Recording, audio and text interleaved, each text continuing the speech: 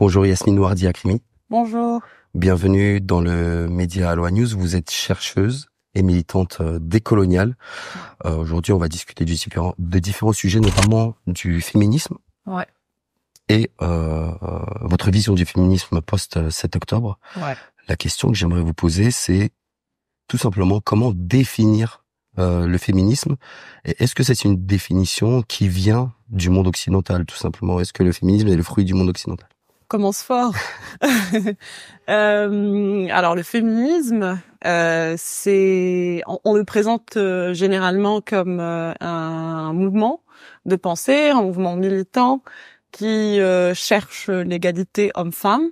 Ça, c'est une définition très, on va dire mainstream, très réductionniste aussi du féminisme. En fait, le féminisme cherche à transformer le monde, les rapports sociaux, les rapports de pouvoir, pour justement aller vers un monde qui soit plus juste pour tout le monde. Donc, en fait, l'idée que le féminisme, ce serait que pour les femmes ou que pour les minorités sexuelles, c'est complètement faux. Le féminisme gagnerait à être adopté par les hommes aussi. Et donc, pour aller vers un monde plus juste, où il y a il n'y a pas d'inégalité en vrai, où on peut tous vivre dans des des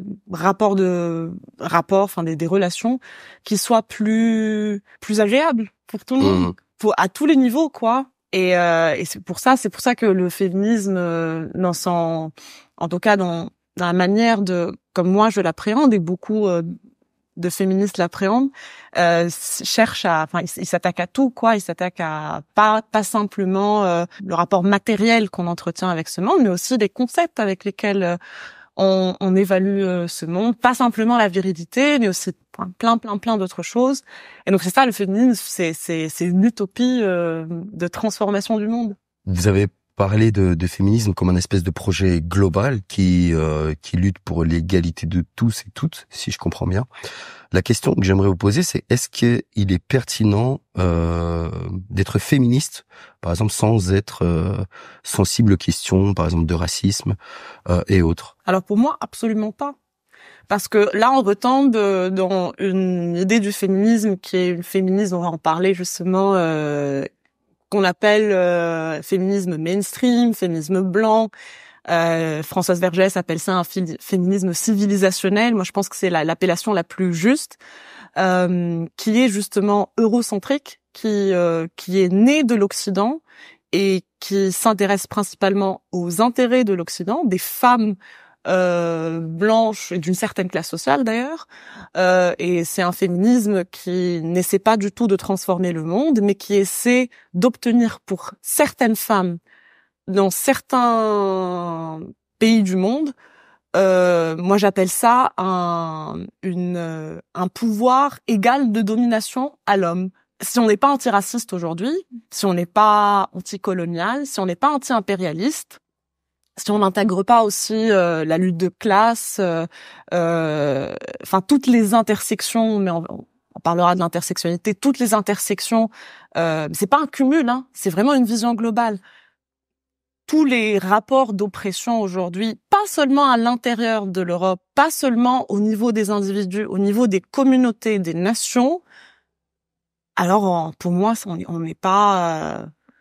en tout cas, on n'est pas féministe comme moi j'entends le féminisme comme un projet de libération globale, pas seulement d'émancipation pour certaines personnes, de libération globale. Vous avez employé le terme le féminisme civilisationnel, certains l'appellent le féminisme blanc, il y a le féminisme occidental, il y a plein de termes pour décrire ce que c'est, mais qu'est-ce que c'est? Le féminisme civilisationnel, encore une fois, c'est un féminisme qui cherche à donner plus de pouvoir à certaines femmes au sein du même système de domination.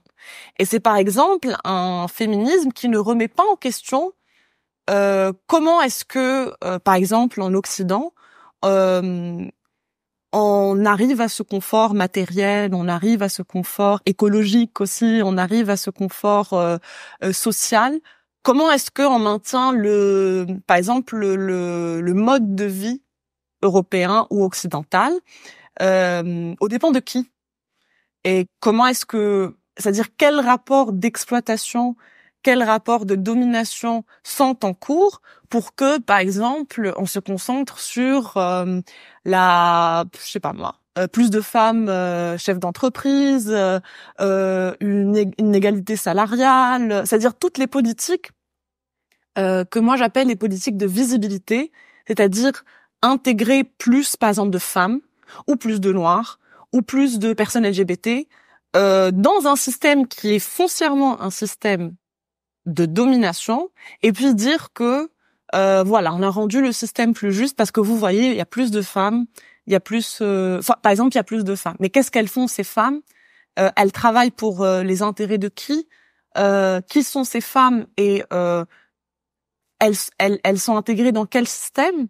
Ça, on le questionne pas. Donc pour moi, c'est ça le féminisme civilisationnel. Je vais aller plus loin. Le féminisme civilisationnel, c'est pas du tout une déviation en fait du féminisme blanc. Okay. C'est-à-dire que c'est pas un féminisme qui allait sur une route de libération globale et puis l'a dévié. C'est pas du tout ça. Je voudrais rappeler par exemple, c'est un exemple qui est très souvent cité, que les femmes blanches, par exemple, aux Amériques, lors de la période d'esclavage, jouaient un rôle actif dans l'esclavage des Afro-Américains, et que, par exemple, les suffragettes, c'est-à-dire en parallèle de leur bataille pour le droit de vote des femmes blanches, se battaient contre le droit de vote des hommes noirs, par exemple. Et donc, il faut comprendre que dans un cadre, c'est-à-dire de pensée qui a produit la colonisation, qui a produit la conquête d'à peu près la globalité du monde, il faut pas se leurrer sur le rôle des femmes blanches dans ce système. Et quand je dis femmes blanches, je veux pas dire les femmes, c'est-à-dire qui sont blanches de peau. Je veux dire que c'est un système de pensée qui fait que on ne regarde pas les rapports de force réels et on s'intéresse seulement à une partie des rapports de force qui sont les rapports de force de genre. Mais les rapports de force de genre, on peut pas les comprendre de manière abstraite. On peut pas juste dire qu'il y a une égalité homme-femme et que le patriarcat est global et qu'il agit de la même manière partout, qu'il a toujours existé. C'est faux. Le patriarcat a une histoire.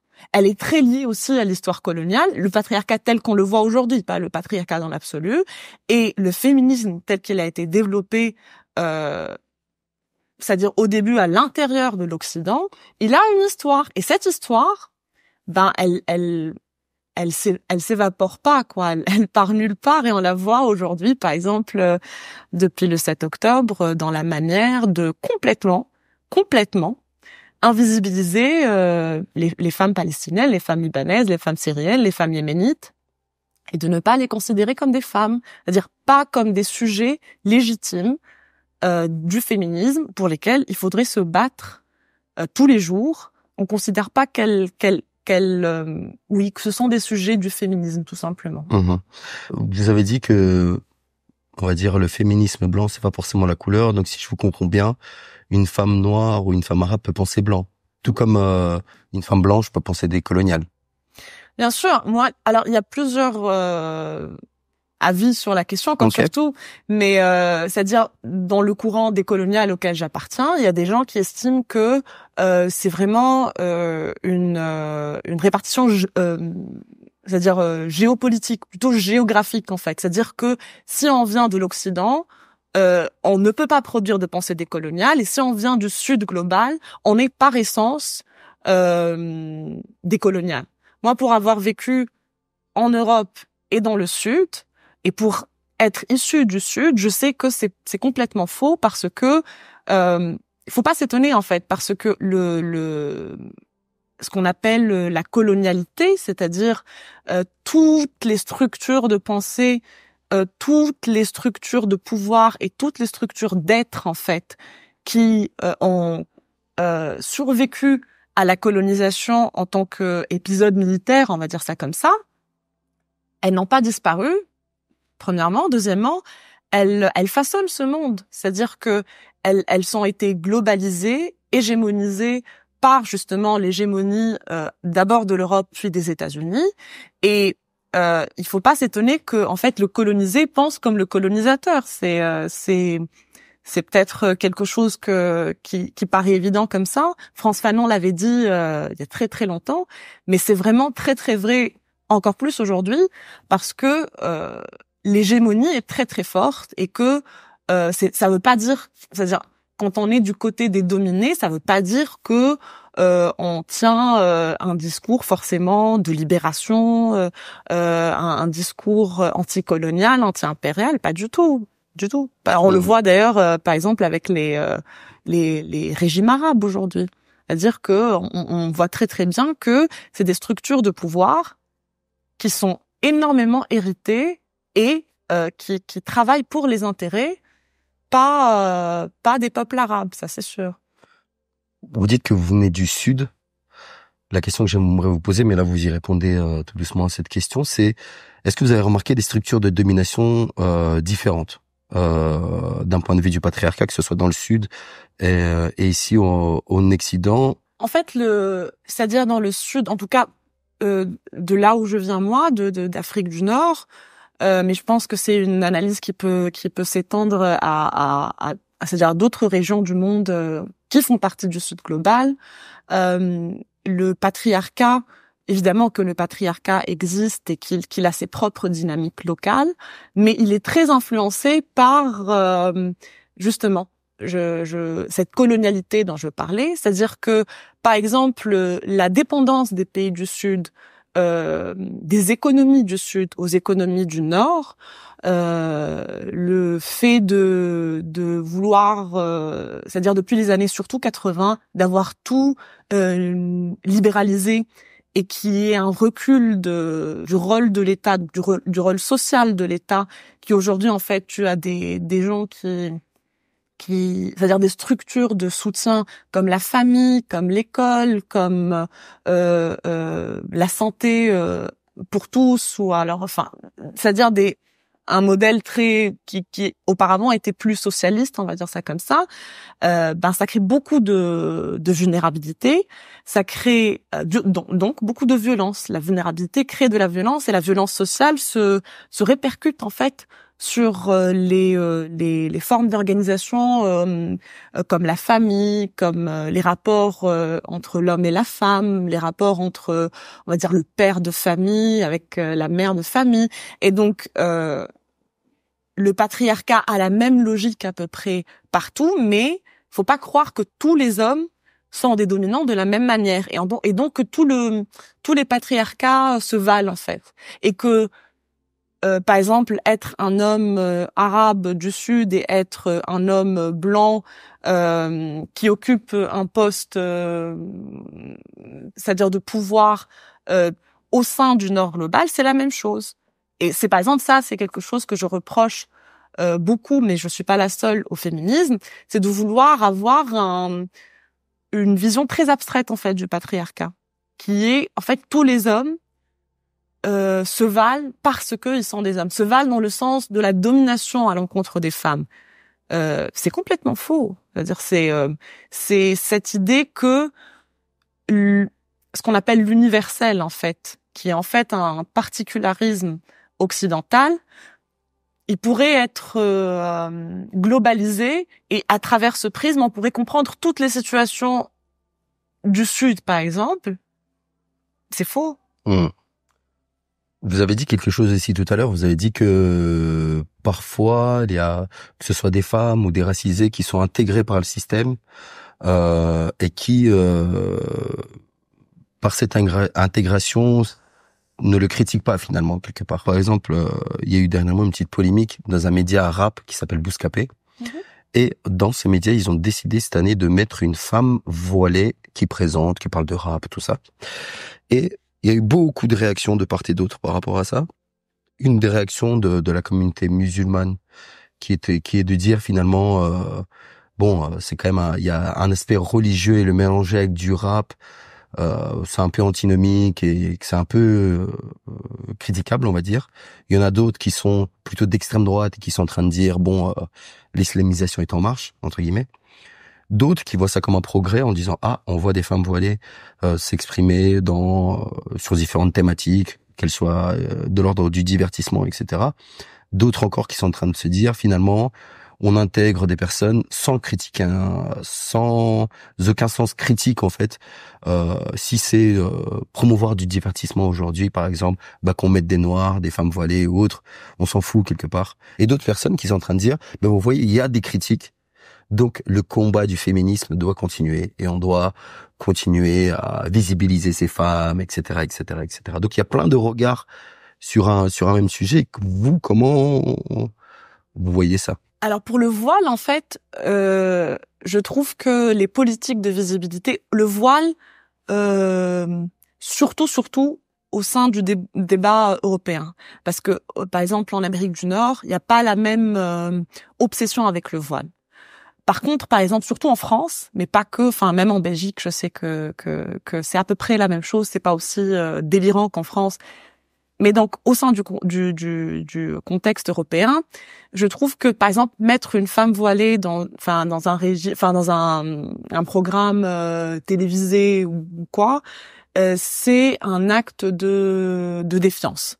C'est-à-dire que c'est pas la même chose que, je sais pas, mettre une personne racisée ou une autre personne racisée. C'est-à-dire que le voile, vraiment, comme on veut absolument, c'est-à-dire les régimes européens veulent absolument ôter le voile des endroits publics, c'est-à-dire il faut que le voile ne se voit plus. Je trouve que, c'est-à-dire j'ai pas plus d'infos, mais je trouve que c'est une initiative intéressante. Après, les politiques de visibilité, c'est pas mal en soi, c'est-à-dire que il faut qu'il y ait plus de représentation, parce que c'est le mot qui est employé pour les personnes racisées, par exemple, et les personnes,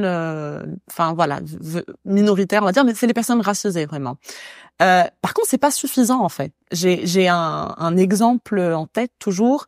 Quand on parle de politique de visibilité, qu'il faut plus de visibilité, tout ça, c'est la femme qui lève son bras depuis 1 an là au Conseil de sécurité. C'est une femme noire, c'est la représentante des États-Unis au sein du Conseil de sécurité et qui vote contre toutes les résolutions de cessez-le-feu. Donc tout ce qui peut arrêter le génocide en cours en Palestine, au final, c'est cette femme noire qui lève la main et qui dit ça ne passera pas. Si on le prend d'un point de vue du féminisme libéral, le fait que cette femme noire-là, qui est peut-être, je sais pas, c'est peut-être une descendante d'esclaves. On connaît pas son parcours, mais c'est peut-être ça. C'est une énorme victoire qu'elle soit à ce poste-là, c'est-à-dire ce poste de pouvoir. C'est une femme noire en plus, et donc avec toute l'histoire en fait des Noirs aux Amériques, on l'appréhende en fait de cet angle-là. C'est génial. C'est la même chose aujourd'hui pour Kamala Harris. On n'arrête pas d'applaudir sa candidature, d'appeler à soutenir sa candidature parce que c'est une femme issue d'une minorité raciale. C'est le girl boss, quoi, le paradigme girl boss qui dit que parce que c'est une femme, on doit la soutenir à tout prix. Mais qu'est-ce qu'elle fait en fait, cette femme? Quelle politique elle porte? Elle porte des politiques impérialistes, des politiques aujourd'hui génocidaires, c'est-à-dire l'administration Biden-Harris est responsable d'un génocide, elle l'arme, elle le finance, elle le couvre diplomatiquement, elle le justifie. Donc cette femme-là, les politiques de visibilité, on le voit, c'est-à-dire ça ne veut absolument rien dire si on est au sein, c'est-à-dire on travaille pour un système qui vous utilise en fait de manière consciente ou pas consciente, parce que je ne pense pas du tout que les personnes racisées qui rejoignent, évidemment c'est pas la même chose quand tu rejoins je sais pas un média et quand tu rejoins l'administration américaine, c'est pas la même chose, mais de manière consciente ou pas consciente, on vous utilise en fait pour justement cette façade vernie pour dire vous voyez, regardez la diversité au sein de notre administration, au sein de notre entreprise, au sein de peu importe de quoi on parle. Mais au final, ce sont toujours les mêmes politiques qui, c'est-à-dire, on peut avoir autant de personnes racisées qu'on veut, si c'est des politiques coloniales, impérialistes et qui, participent du suprémacisme blanc, ça sert à rien. Et donc pour moi, le débat sur la visibilité est une distraction. Et je trouve qu'on perd beaucoup de temps sur ça et qu'aujourd'hui, j'ai l'impression que on se concentre que sur ça, c'est-à-dire sur la visibilité, sur comment intégrer, sur les pourcentages de combien est-ce qu'il y a de personnes racisées au sein de je sais plus combien d'administrations, combien d'entreprises. Pourquoi? C'est-à-dire, c'est ça qu'il faut se demander, c'est-à-dire le système en soi, que ces personnes intègrent. Mais j'ai l'impression que l'approche capitaliste est vraiment très très centrale dans le fait qu'on s'attarde beaucoup sur la question de la visibilité. Oui, le capitalisme et le système économique, c'est-à-dire d'une civilisation. Le capitalisme, c'est pas juste un système économique neutre qui est apparu comme ça dans l'histoire du monde et qui est venu se greffer à un processus tout à fait naturellement. Le capitalisme, quand on remonte, c'est-à-dire sa genèse historique, c'est un système c'est-à-dire qui avant tout a été mis en place aux Amériques avec la traite transatlantique et puis qui s'est propagé dans le monde. C'est-à-dire il y a plusieurs genèses au capitalisme, mais ce qu'il faut retenir, c'est qu'il y a des gens par exemple qui te disent c'est né au sein de l'Europe. Et après, c'est-à-dire ça s'est propagé. Il y a des gens qui te disent non, le capitalisme vraiment, on l'a vu avec la marchandisation d'êtres humains. C'est là qu'on peut mettre le début d'un système qui en fait, parce que c'est quoi le capitalisme? Le capitalisme, c'est l'idée que tout peut devenir marchandise, tout, y compris les relations humaines et y compris les humains.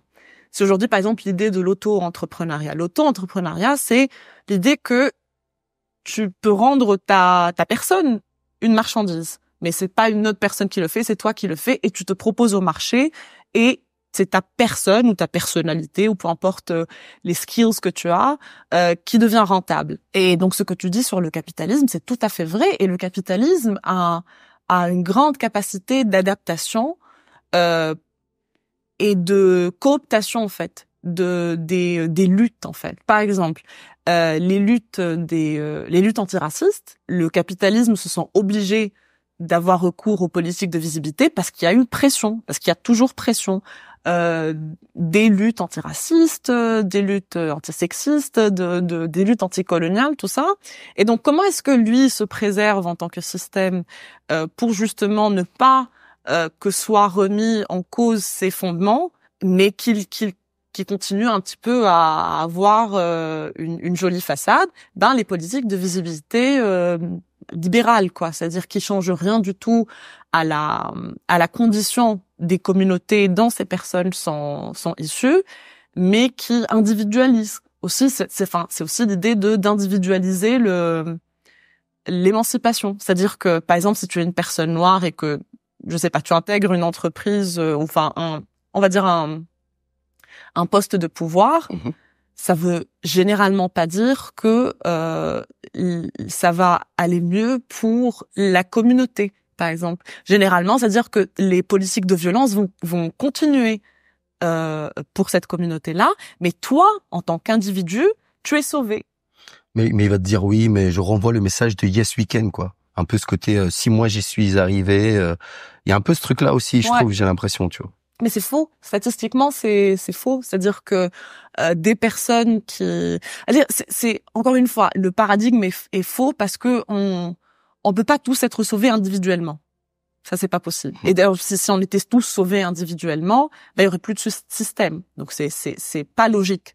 Enfin, dire statistiquement, quand on voit par exemple, même au niveau de la représentativité, ça reste rien quoi, c'est rien, c'est-à-dire au niveau des statistiques, les personnes par exemple noires ou les personnes je sais pas moi racisées on va dire qui sont représentées au sein des structures de pouvoir, statistiquement c'est négligeable. Mmh. Mais comme il y a toujours l'idée aussi capitaliste que en fait ton émancipation ou ton succès ça dépend de toi et ton échec c'est toi. C'est pas les structures de pouvoir, c'est pas l'échec de l'État, c'est pas le fait que tu es dans un système qui structurellement pose les conditions de ton échec ou de ton succès. Non, c'est vraiment toi. C'est vraiment toi en tant qu'individu. Et donc, tant qu'on sera dans ce discours-là, c'est pas juste un discours, c'est un mode de pensée aujourd'hui. Tant qu'on sera dans ça, il y aura des gens qui voudront en fait individuellement s'en sortir aux dépens de leur communauté, encore une fois, parce que même si on croit plus aujourd'hui en l'idée de communauté ou collectivité ou peu importe comment on l'appelle ça existe en fait. C'est des réalités sociologiques, c'est des réalités historiques aussi. On revient au féminisme. Vous avez déclaré que ça vous a fait beaucoup réfléchir après le 7 octobre concernant le féminisme et votre appartenance au féminisme. Est-ce que vous pouvez développer ce point-là? Ça m'a fait une gifle, quoi.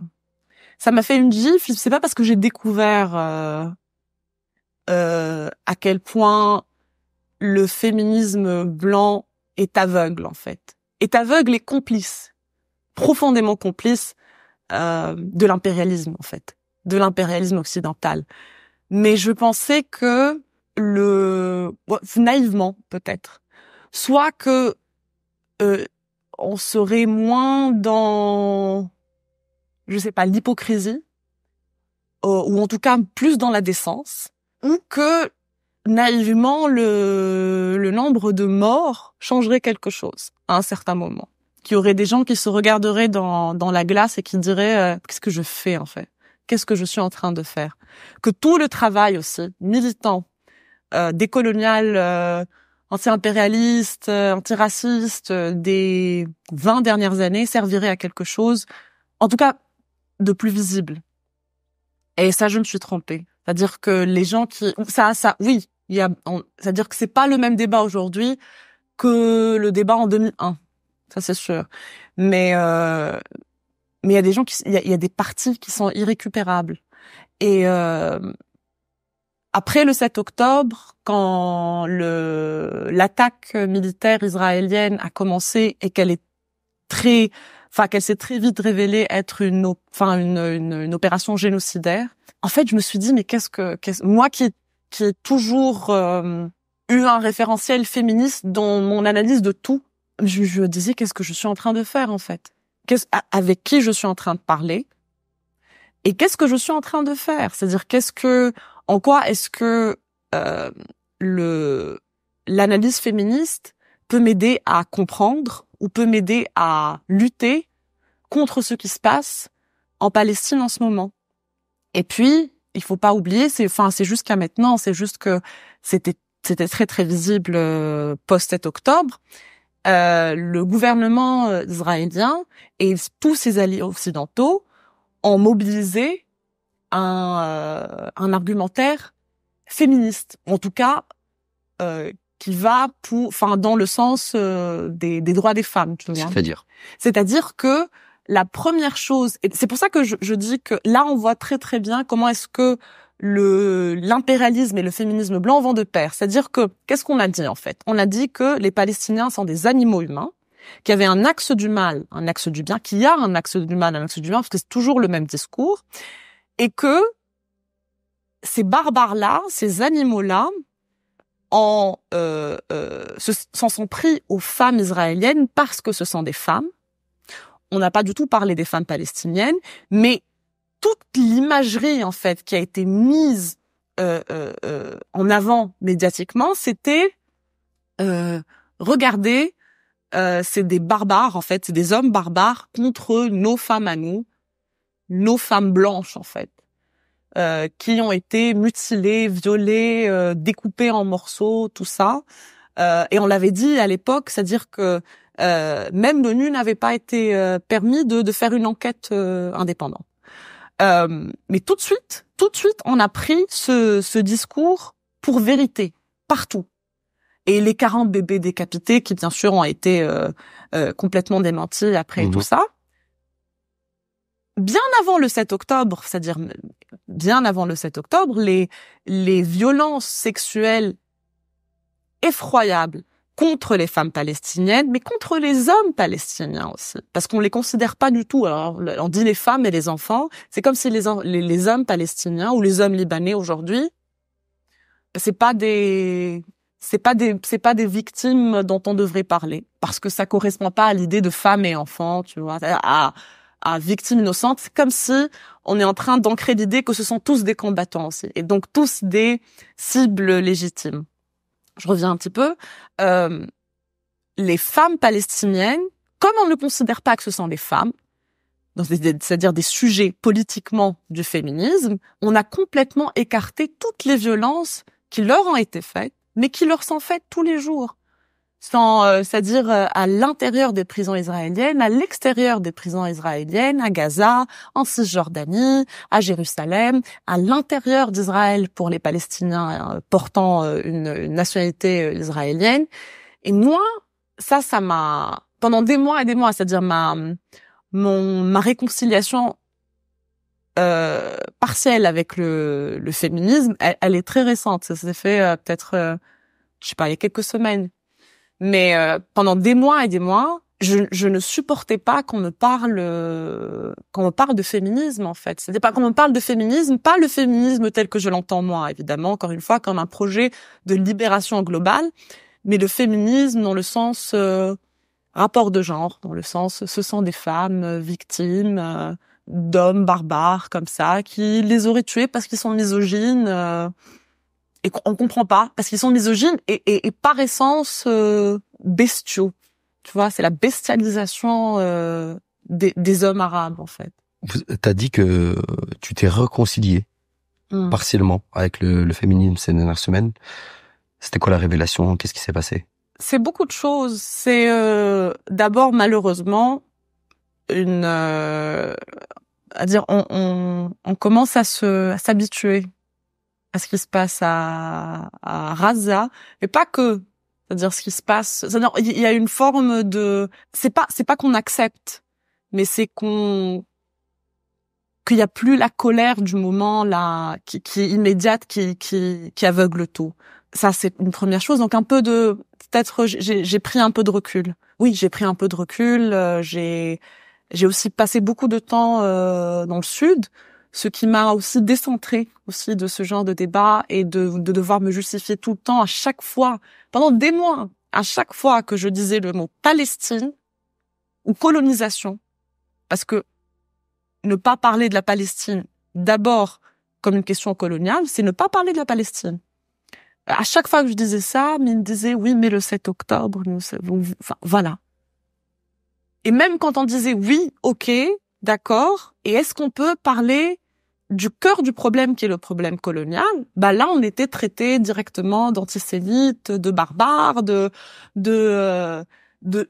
enfin pas, c'est même pas l'antisémitisme le plus problématique comme accusation. C'est le fait qu'on nous accuse de manquer d'empathie et de ne pas être humain. C'est le comble, quand même. C'est le comble pour des gens qui ne voient qu'une humanité partielle de dire à des gens comme nous, c'est-à-dire qui vous disent regardez toute la situation, toute l'image, de nous dire vous manquez d'humanité.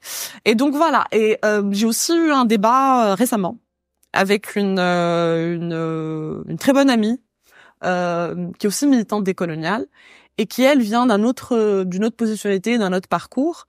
Donc elle est d'origine nord-africaine, mais elle est née en France. Et qui m'a rappelé en fait les fondements du féminisme qui sont tels que moi je les, parce que le féminisme c'est très personnel aussi.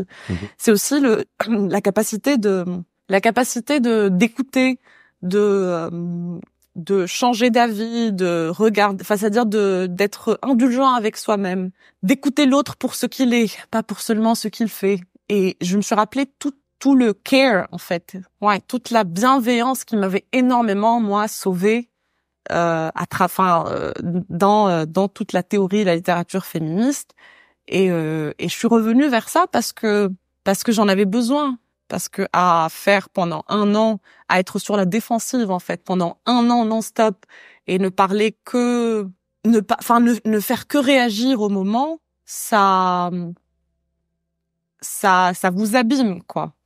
Ça nous a abîmés je pense qu'on est tous abîmés à un niveau ou un autre là.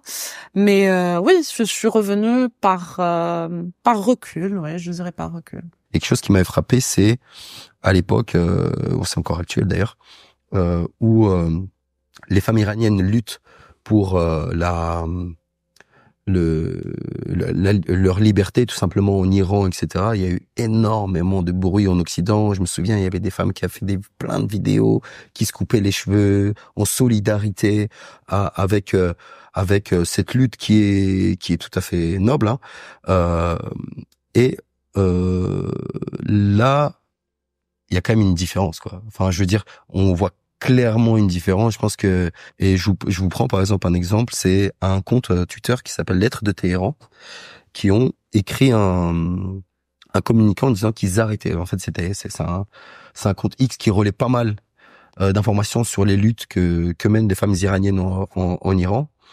Et elles ont décidé de quitter X en disant voilà que finalement il y a une réalité en Iran qui est complètement désastreuse et que les femmes luttent pour ça, mais que si elles ont été le relais vers le monde, notamment occidental, de tout ce qui se passe, ce n'est pas pour lutter contre le voile, notamment. Elles disent, voilà, en Iran, il existe des femmes voilées qui luttent contre le voile obligatoire. La lutte contre le voile obligatoire n'est pas une lutte contre les femmes voilées, tout en expliquant finalement qu'elles ont le sentiment qu'elles ont été super instrumentalisées avec une lutte qui est tout à fait légitime. Le cas des femmes iraniennes, par exemple, moi je trouve qu'il est doublement tragique. Parce qu'en fait, on ne leur permet pas d'exister politiquement de manière autonome. C'est-à-dire que leur lutte est complètement légitime. Mais elle ne se fait, c'est-à-dire elle n'est encadrée internationalement qu'à travers les intérêts des puissances occidentales.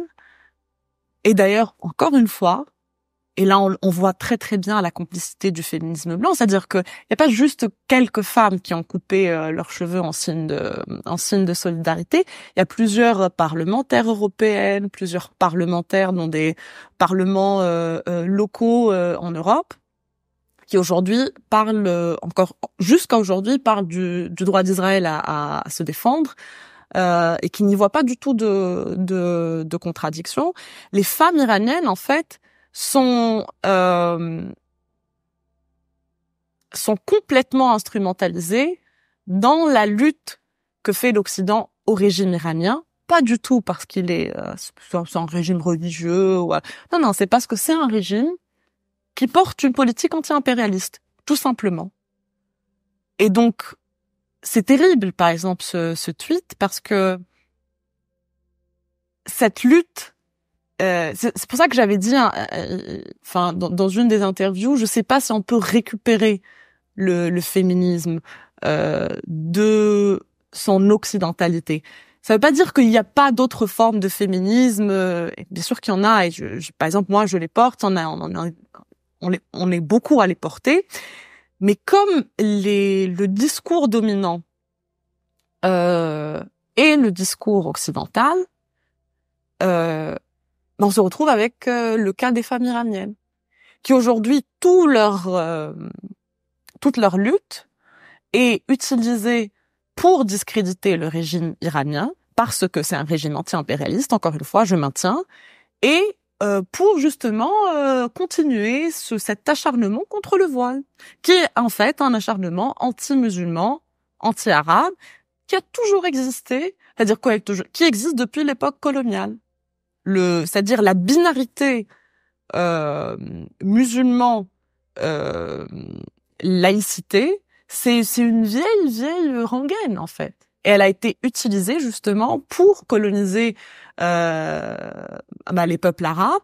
Et aujourd'hui, elle est encore utilisée pour justement faire dans la répression des arabo-musulmans ici, en Europe, mais pour justement justifier aussi la croisade que mène l'Occident contre cette partie-là du Sud. Je trouve que le plus triste, c'est que ça aussi, ça fragmente la lutte. C'est-à-dire que aujourd'hui, les femmes iraniennes, beaucoup d'entre elles, et je le vois, il y en a qui sont dans cette direction-là, c'est-à-dire qui disent nous on refuse d'être instrumentalisés. Il y en a beaucoup qui se retrouvent à soutenir Israël parce que Israël est l'ennemi du régime iranien. Je trouve ça terrible. C'est-à-dire je trouve ça terrible la position dans laquelle l'impérialisme nous met. C'est-à-dire que pour défendre des luttes tout à fait légitimes à l'intérieur de nos pays, soit on doit, au final, les mener localement, et c'est très dur de ne pas internationaliser ce genre de lutte. Donc, soit on doit les mener, c'est-à-dire l'équilibre est très compliqué. Il faut toujours faire attention à ne pas servir les intérêts occidentaux. Comme dans le cas iranien, c'est-à-dire la récupération est tellement violente que c'est compliqué. Soit on se tait, comme ces femmes-là ont décidé pas de se taire par rapport à la lutte elle-même, mais de fermer le compte, par exemple, de plus parler en fait. Et c'est très compliqué. Je sais pas, j'ai pas spécialement d'alternative quoi pour ça moi-même. Parce que j'ai l'impression que toutes ces luttes qui sont plus ou moins liées à l'intersectionnalité, elles ont quasiment toutes, hein, peut-être à part la notion de classe, été utilisées dans l'appareil de propagande d'Israël. Il y a eu beaucoup, et ça c'est, je sais pas si c'est quelque chose d'assez nouveau, en tout cas de ce que moi j'ai vu, c'est beaucoup d'organisations pro-LGBT qui soutenaient la lutte de résistance palestinienne. Et d'un autre côté, il y avait des personnes qui disaient oui, mais vous vivrez pas une semaine à Gaza, vous les homosexuels ou les trans ou les femmes trans ou hommes trans et donc il y a un peu ce côté où on mobilise, que ce soit le féminisme en disant oui, vous savez, c'est des gros barbares, c'est des islamistes, ils vont vous enfermer et tout ça. Toutes les thématiques liées aux luttes qui sont pertinentes et nécessaires sans doute dans le monde occidental ont tout été retournées, quoi. On a tenté, en tout cas, de les retourner. Oui. En fait, moi, je trouve qu'il y a deux choses. La puissance, en fait, la réussite du projet sioniste, qu'en fait, c'était pas à gagner d'avance, hein. Même à l'intérieur des communautés juives, parce que là, on parle d'une communauté juive. À la base, il y avait des communautés juives, et cette idée de une communauté juive qui se traduirait en nation est assez récente dans l'histoire. Et elle s'est faite dans la violence, d'ailleurs. L'adhésion d'à peu près tout le monde occidental, même après tout ce qu'Israël a fait et fait au projet, c'est-à-dire d'Israël, joue beaucoup sur le fait qu'Israël, en fait, utilise les mêmes codes c'est-à-dire narratifs, de pensée, de tout, que le monde occidental. En fait, Israël, c'est-à-dire les dirigeants israéliens, et même le mode c'est-à-dire de gouvernance, tout ça, c'est la même chose. C'est-à-dire Israël a réussi autant parce qu'Israël est une continuation en fait de l'Occident. Et pourquoi je dis ça principalement dans ce contexte-là? Je trouve que ce qui fait que ça réussit autant, ça prend autant, c'est l'ignorance en fait des peuples occidentaux, l'ignorance voulue vraiment, et des dirigeants d'ailleurs occidentaux, de l'histoire de la région en fait. Par exemple, l'idée que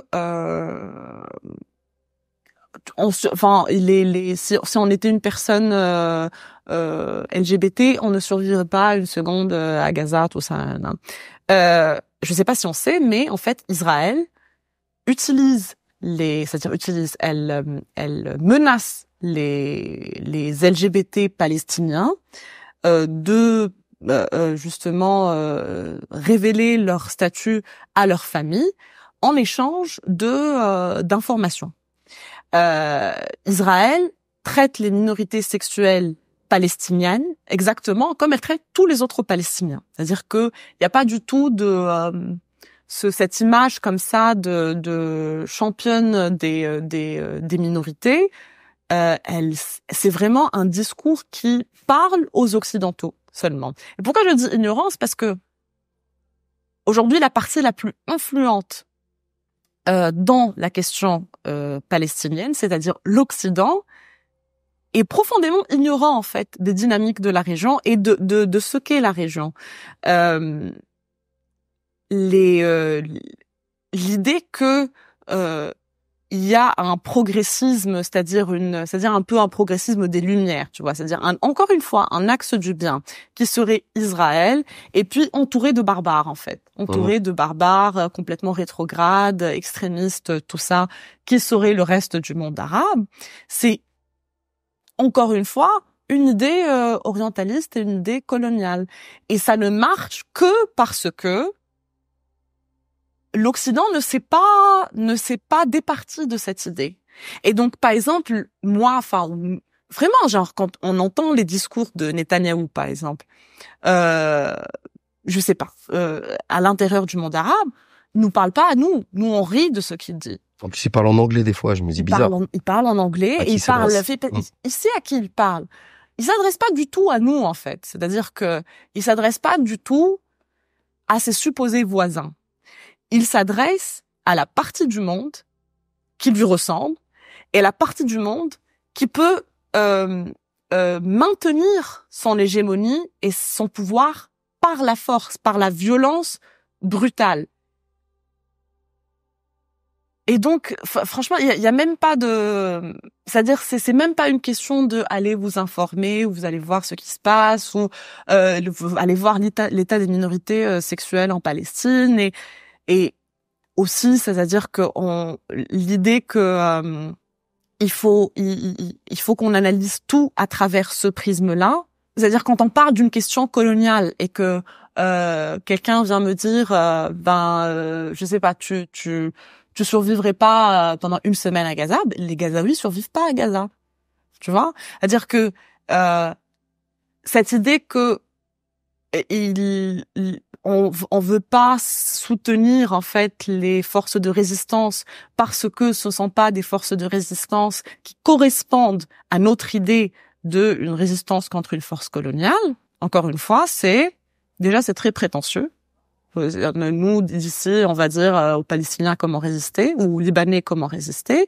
Et de deux, c'est, encore une fois, vouloir une innocence, en fait, une certaine innocence. C'est-à-dire, la victime doit être parfaite et correspondre à notre idée de la victime, et le résistant doit être parfait et correspondre à notre idée de la résistance. J'aimerais aussi revenir sur un cas dernièrement, c'est celui de Zineb El Razoui, qui a un parcours assez, on va dire, atypique, où dernièrement, on va dire qu'elle a été beaucoup dans la lutte contre l'islamisme.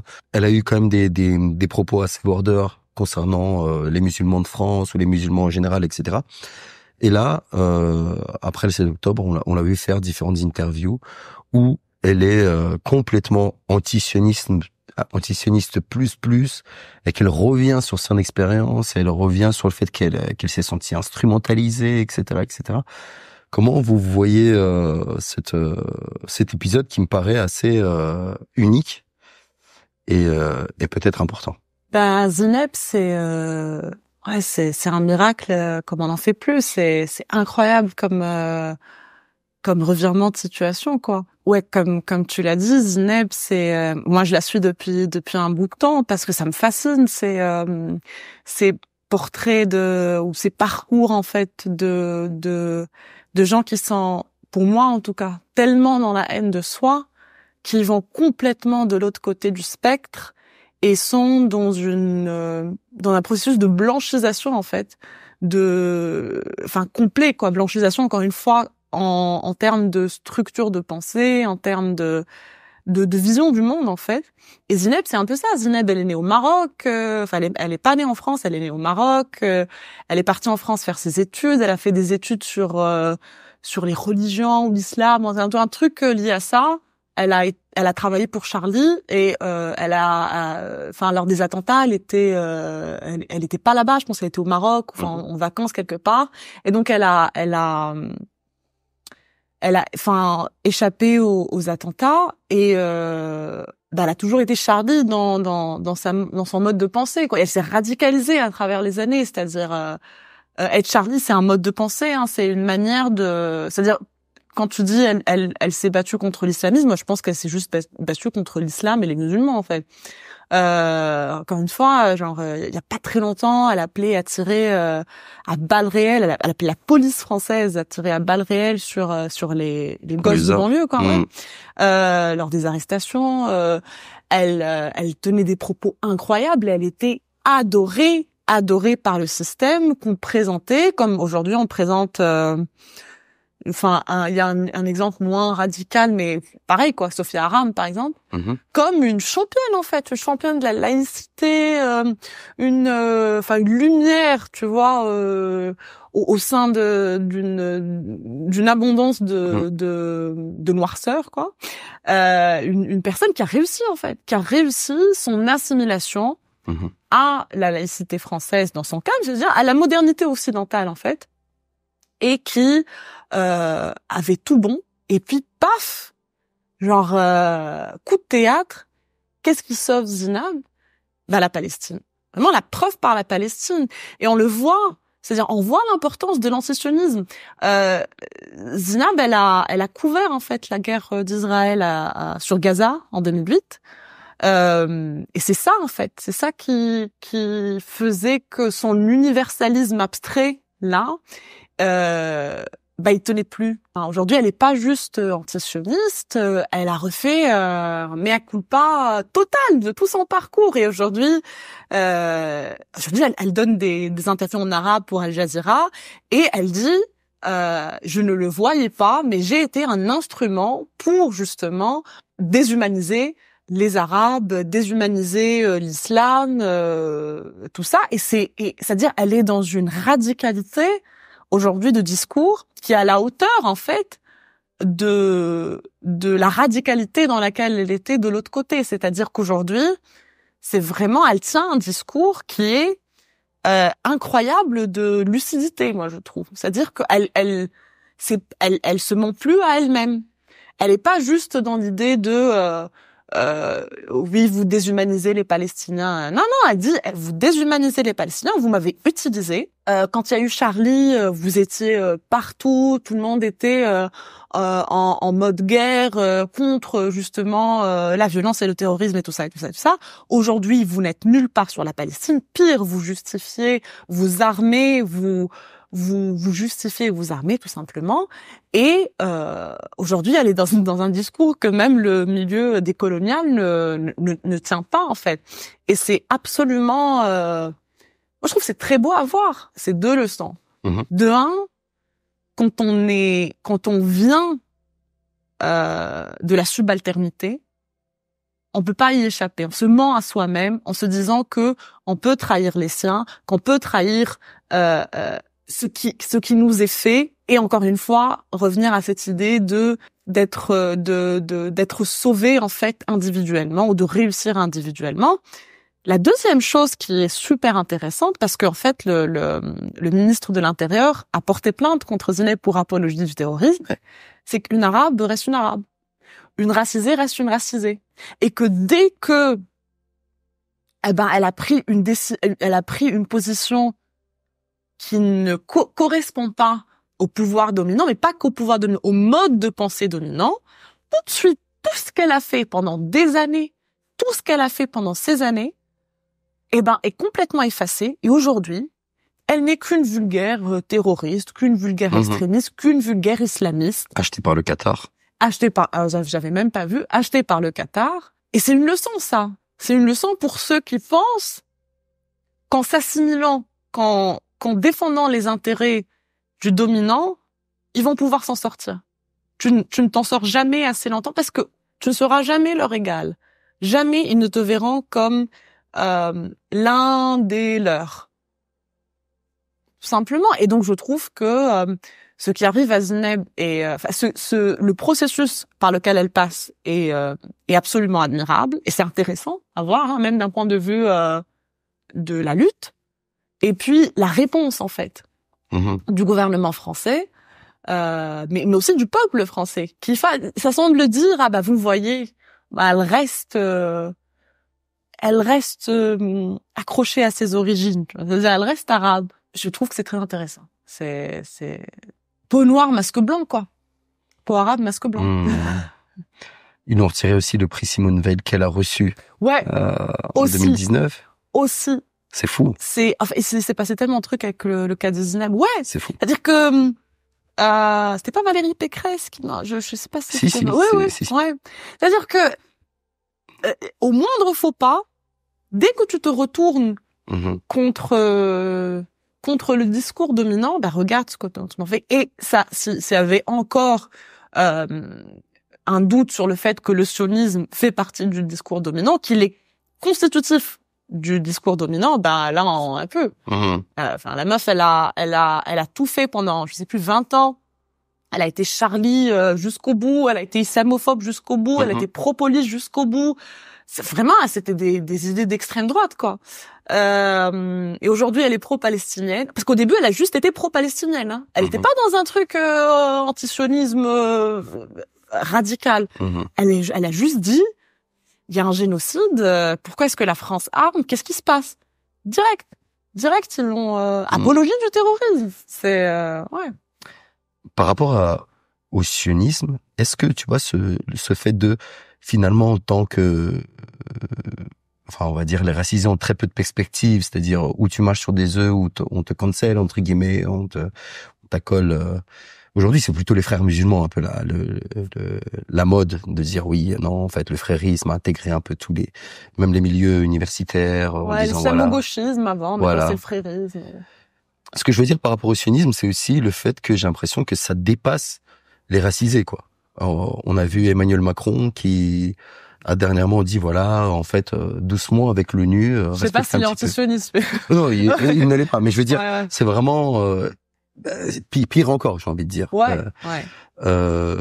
il a dit respectez un petit peu l'ONU, puisque l'ONU, le vote de l'ONU lors de l'Assemblée en 47 ou 48 a créé, on va dire, l'État d'Israël. Il s'est fait démonter même par des ministres qui sont au sein de ce gouvernement. Donc aujourd'hui, j'ai vraiment l'impression que c'est vraiment la soumission totale et pleine et entière, où directement tu es vu.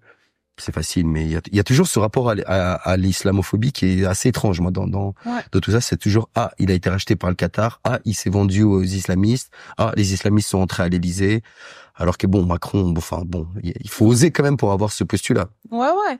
Mais j'avais vu hier, je pense qu'il y avait un ministre israélien à l'annonce du mort du chef du Hamas qui avait dit que Macron avait perdu un ami. Oui. Ouais, c'est-à-dire que moi je pensais que ce genre de tweet c'était réservé qu'à Mélenchon, apparemment pas. Donc aujourd'hui on estime que Senoir et Macron c'est à peu près la même ligne idéologique, parce que Macron a simplement dit le droit international, un petit peu, les gars, vous exagérez. Moi, je trouve que, en fait, alors, quand on dit par exemple, dans la question du soutien à Israël, dans le sionisme, c'est pas la même chose, par exemple, d'être les États-Unis et d'être le reste de l'Europe. Non, les États-Unis, l'Angleterre et l'Allemagne. Ça, c'est vraiment les chefs de file du sionisme, parce que ça s'explique historiquement. Pour la France, par exemple, la position de Gaulle en 67 et Macron aujourd'hui, de Gaulle était 1000 fois plus pro-palestinien. Enfin, il était pas pro-palestinien, il n'était pas d'accord pour qu'il y ait une force telle, en fait, une force nucléaire, une force militaire telle qui ne soit pas, occidentale. Et c'est-à-dire que on pense que le sionisme tel qu'il existe aujourd'hui, le sionisme des leaders occidentaux a toujours existé, mais c'est vraiment après 67, donc après la guerre de 6 jours. Et donc c'est très récent. Ce que je pense qui est en train de se passer, en fait, c'est que même selon les standards, par exemple français, Israël est en train d'exagérer. C'est-à-dire et en même temps, Israël ne peut pas faire autrement. Je m'explique. Israël essaie de faire en Palestine ce qu'ont fait les colons américains aux Amériques au XVe siècle. Sauf qu'aujourd'hui, Il y a des médias, il y a des réseaux sociaux, on filme tout. C'est pas le même nombre, c'est même, c'est-à-dire la résistance, c'est pas les mêmes armes, tout ça. Mais Israël a un problème démographique. C'est-à-dire que c'est quoi le sionisme? C'est quoi le mythe fondateur du sionisme? Le mythe fondateur du sionisme, c'est un peuple sans terre pour une terre sans peuple. Ils sont arrivés, ils ont trouvé des Palestiniens. Il y a toujours des Palestiniens. À peu près 2 millions de ceux qui ont survécu. 2 millions de Palestiniens dans la bande de Gaza. La bande de Gaza, c'est quoi? C'est un énorme camp de réfugiés, des descendants, en fait, de ceux qui ont été tués, enfin, exterminés ou déplacés en 48. Il y a des Palestiniens en Cisjordanie, il y a des Palestiniens à l'intérieur d'Israël, et puis il y a toute la diaspora. Et puis, c'est-à-dire démographiquement, c'est pas la même chose parce que les Palestiniens ont plus d'enfants que les Israéliens. Vraiment, c'est un truc très banal. Et donc, il y a toujours, on va dire, cette obsession démographique. C'est-à-dire que pour une force colonisatrice, se faire dépasser démographiquement, c'est pas possible. C'est-à-dire, c'est un projet qui ne peut qu'échouer. Et donc, le choix d'Israël, depuis sa création, depuis 48, a été l'épuration ethnique, le génocide. Donc le génocide, ça c'est le but. Le moyen, c'est l'épuration ethnique. Et donc, la moitié de la population a été soit exterminée, soit déplacée en 48. C'est exactement la même chose qui se passe aujourd'hui à Gaza. C'est juste que, au lieu de tirer sur les gens, on envoie des bombes, simplement. Mais tout ça, c'est filmé. Et aujourd'hui, il y a un ordre international sur lequel l'Occident a bâti toute sa supériorité morale. C'est-à-dire les droits de l'homme, c'est-à-dire la non-violence aussi, c'est-à-dire l'égalité, c'est-à-dire que la déclaration des droits de l'homme s'est faite en 48, la création de l'État d'Israël s'est faite en 48. Aujourd'hui, en fait, c'est ces deux systèmes, pas seulement un système de pensée, système de valeurs, en fait, qu'on voit. Et donc, il y a un vrai pourrissement, en fait, à l'intérieur de l'Occident. Et on le voit aujourd'hui avec les hésitations, en fait, à complètement soutenir Israël sans pour autant abandonner Israël. Et donc, par exemple, Macron, c'est-à-dire la France, sauf si je me trompe, arme toujours Israël jusqu'aujourd'hui. Ils ont dit qu'il allait y avoir un embargo sur les armes, mais qu'ils allaient toujours donner à Israël tous les moyens de se défendre. Je sais pas ce que ça veut dire, mais il y a pas, c'est-à-dire qu'il y a pas d'embargo sur les armes qui soit généralisé. Et s'il y a des pays européens qui ont arrêté de vendre ou d'envoyer des armes à Israël, ça s'est fait sur le tard. Ça s'est fait alors qu'il y avait des centaines de milliers, c'est-à-dire des dizaines de milliers, de Palestiniens morts. Et ça, c'est un chiffre gentil. Et donc, ce que je pense qui est en train de se passer avec, par exemple, Macron, mais avec, par exemple, l'Italie qui arrête les armes, avec l'Espagne qui dit on doit reconnaître un État palestinien, il faut qu'il y ait un embargo sur les armes généralisé, c'est que l'Occident, en tout cas les dirigeants occidentaux, hors États-Unis, parce que les États-Unis c'est complètement matrixé, c'est un autre contexte. Ils sont en train de se dire, en fait, on est en train de détruire tout le système de la communauté internationale, du droit international, du Conseil de sécurité, de la Cour internationale de justice, tout le système qu'on a bâti pour lequel, c'est-à-dire sur lequel on a construit notre hégémonie post Deuxième Guerre mondiale. Et donc ça, je pense que, par exemple, la France a toujours été un pays qui s'est toujours prononcé en faveur du droit international, beaucoup d'autres pays aussi européens. Et je pense que c'est ce que voulait dire Macron, en fait. Ce qu'a voulu dire Macron, c'est, je sais pas ce qui s'est passé ce qui lui est passé par la tête, ou quels sont les intérêts et les dynamiques de pouvoir qui existent aujourd'hui. Je pense que ce qu'il veut dire, en fait, c'est, on est en train de complètement détruire, en fait, le système des gagnants, en fait, de la Deuxième Guerre mondiale, qui aujourd'hui on appelle le système de l'ONU, de la communauté internationale, tout ça.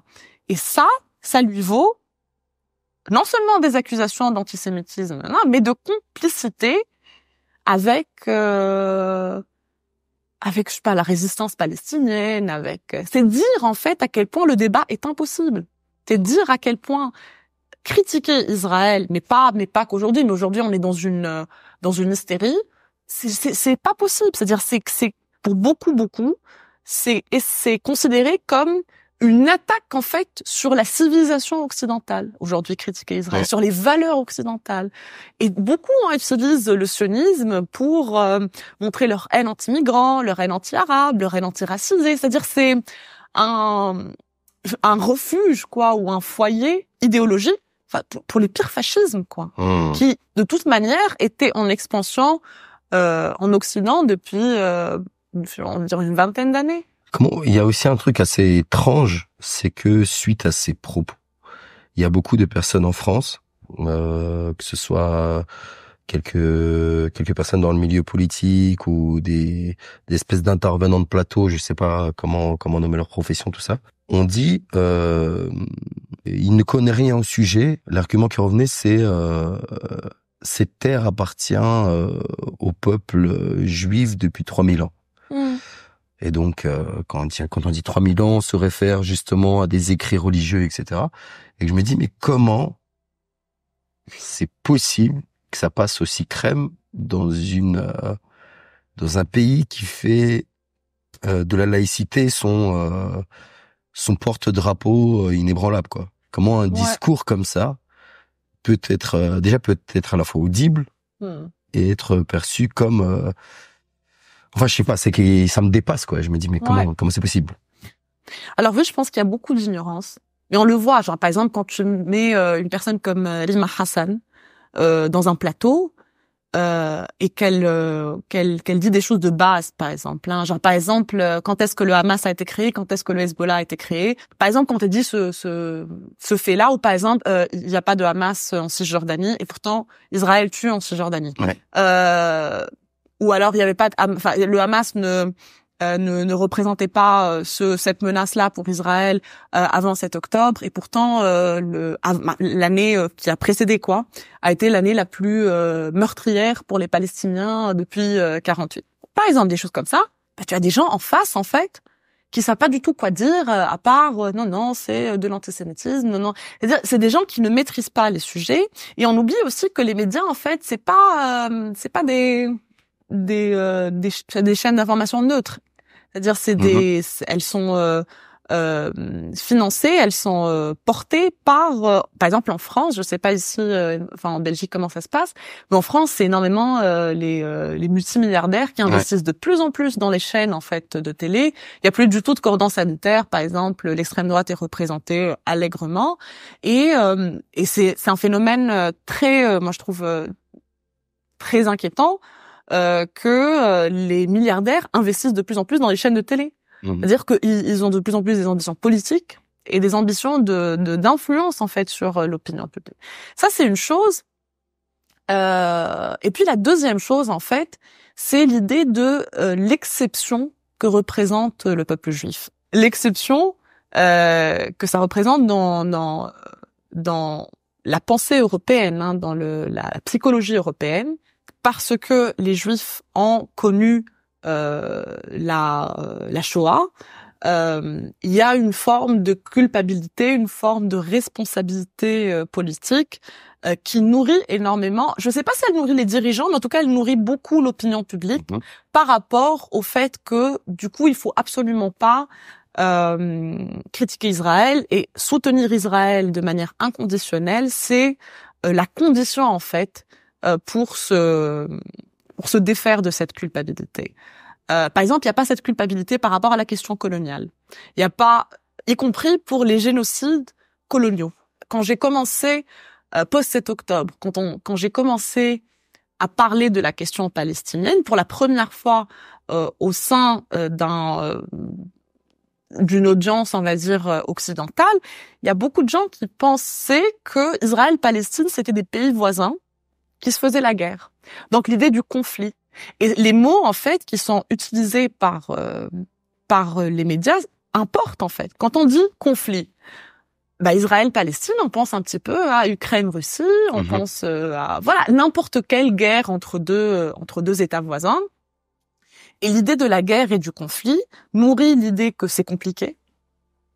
Et puis au final, c'est une guerre. C'est leur problème, ils se font la guerre. Par contre, c'est pour ça que j'ai dit, tant qu'on ne pose pas la question coloniale comme question centrale, ben on a des gens qui pourront continuer à dire ben c'est leur problème, c'est tellement loin de nous, parce que il y a aussi il y a une je pense qu'il maintenant après le 7 octobre, je pense qu'il y a eu une prise de conscience, mais je pense qu'avant le 7 octobre, les citoyens européens ne se rendaient pas compte de l'implication de l'Occident dans le maintien en fait d'Israël, y compris par le soutien financier.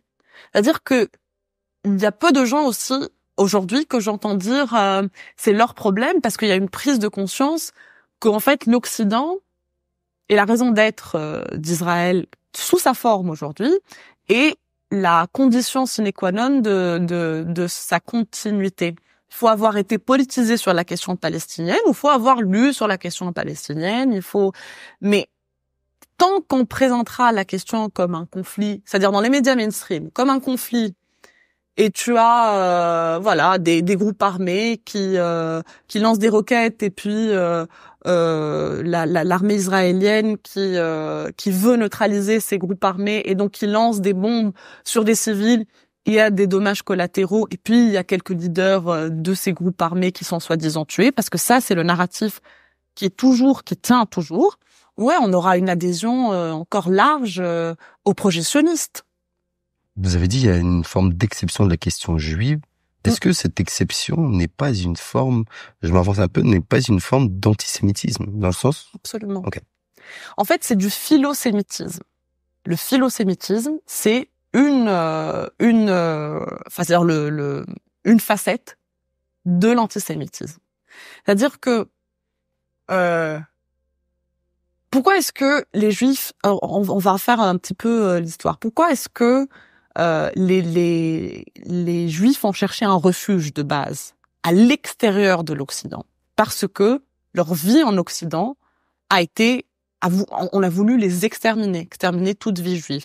Ça, c'est l'histoire des Juifs européens. Hein. Les Juifs arabes, c'est différent. Et je trouve que la pire des ignorants, c'est-à-dire peut-être l'une des histoires les moins bien racontées, c'est l'histoire des Juifs arabes. C'est-à-dire, on dit aujourd'hui que la société israélienne est une société qui vient du génocide. Non. Une partie de la société israélienne vient du génocide. Une autre partie ne vient pas du génocide. Ça ne veut pas dire qu'il n'y avait pas de violence à l'encontre des Juifs. Hein. Et d'ailleurs, c'est une violence qui a énormément été accrue avec la création d'Israël. Mais il faut savoir qu'Israël, pour la création c'est-à-dire pour encourager les Juifs, par exemple les Juifs arabes à immigrer en Israël, est parti les chercher en fait, avec la complicité de beaucoup de régimes arabes à l'époque. C'est-à-dire aujourd'hui, on imagine le Juif comme une victime ahistorique, une victime absolue. Je parlais tout à l'heure de la victime parfaite, de l'innocence en fait. C'est la victime absolue. Et du coup, en fait, ce qui se passe, c'est que on reproduit en fait des schémas d'antisémitisme, mais des schémas d'antisémitisme pas contraires, mais c'est-à-dire que c'est la même logique, la même logique que les Juifs sont une exception, les Juifs appartiennent à Israël. Donc quand on dit ils appartiennent à Israël, c'est-à-dire ils n'appartiennent pas à l'Europe, par exemple. On ethnicise la question juive, c'est-à-dire on en fait une question raciale et donc une question en dehors c'est-à-dire de l'Europe. On essaie d'éponger sa culpabilité sur les Palestiniens. Ce travail-là, c'est pour ça que l'antisionisme, en fait, c'est avant tout une histoire juive. C'est-à-dire qu'aujourd'hui, on pense à la judéité comme un équivalent un peu au sionisme. C'est pas on pense. C'est-à-dire dans les médias, moi je regardais une intervention hier, je sais plus, sur France 5, un truc du genre, qui disait il y a une augmentation de l'antisémitisme en France à travers la critique d'Israël. Donc tous les Juifs devraient être assimilés à Israël. Y compris des Juifs qui n'ont jamais mis les pieds qui sont antisionistes. Ou qui sont antisionistes. En fait, l'antisionisme, la lutte contre le sionisme, c'est avant tout une histoire juive. Il y a Michel Sibony qui a écrit un livre avec je ne sais plus qui sur l'antisionisme, une question juive. C'est-à-dire le sionisme tel qu'on le connaît aujourd'hui, il est très hégémonique, Mais il n'a pas toujours été comme ça. Il y avait d'autres projets alternatifs en fait au sionisme au sein de la question juive. C'est vraiment encore une fois après 67 que le sionisme est devenu ce qu'on connaît aujourd'hui, c'est-à-dire dans sa dimension hégémonique, dans sa dimension de pouvoir. Mais il y a beaucoup de juifs qui ont résisté, qui résistent encore au fait que on les blanchisse et on en fait des colonisateurs. Et on en fait en fait une avant-garde impériale, c'est-à-dire qu'on utilise pour moi la question juive pour opprimer aujourd'hui les arabo-musulmans en fait. Et c'est cette tension en fait qu'on crée, elle est pas nouvelle, elle est constitutive du règne colonial. Vraiment, c'est le diviser pour mieux régner. Par exemple, les Juifs algériens, avec le décret Crémieux, ont tous été rendus de force français. Ça, c'était quand la France colonisait l'Algérie. Quand on a fait ça, en fait, on a complètement arraché une existence millénaire des Juifs arabes, des Juifs nord-africains, de son origine, de son milieu, et on en a fait des agents de l'Empire, en fait. Et il faut pas croire que, de un, ça s'est fait sans violence, de deux, ça n'a pas laissé des traces de lutte, de trois, il y a une adhésion absolue de la communauté juive à cette affaire-là. Il y a une vraie tradition anti-sioniste à l'intérieur de la communauté juive. Et d'ailleurs, on les appelle les self-hating Jews aux États-Unis, c'est-à-dire les juifs qui se détesteraient. Mmh. C'est-à-dire on ne comprend tellement pas que on puisse lutter contre le sionisme quand on est juif, pour certains, qu'on les appelle des juifs qui se détestent. Du tout, c'est des juifs anticoloniaux, tout simplement. Mmh. C'est des juifs qui voient ce qu'on veut faire d'eux, ce qu'on a fait d'eux, et qui luttent. Est-ce que vous avez quelque chose à rajouter qu'on n'aurait pas dit? Peut-être la chose de laquelle on n'a pas parlé, c'était est-ce que on a atteint un niveau irréversible? Mmh. Est-ce qu'il y a des choses sur lesquelles on peut plus revenir? Ça m'a toujours travaillé. Ça me travaille toujours cette question de par exemple, sur la question de la judéité à l'intérieur du Sud, à l'intérieur du monde arabe, est-ce que ça a été beaucoup trop abîmé pour qu'on ne puisse plus revenir dessus? C'est-à-dire pour qu'on puisse plus reconstruire des liens, reconstruire une histoire commune, par exemple à travers le monde judéo-musulman. Je sais pas si on connaît un peu ce concept. Il y a une juive antisioniste qui s'appelle Ariela Aisha Azoulay qui essaie, elle, à travers les bijoux de sa famille, reconstruire en fait une partie du monde judéo-musulman qui est en fait la vraie civilisation qui a existé, parce que la civilisation judéo-chrétienne, c'est une invention, elle est très très très récente.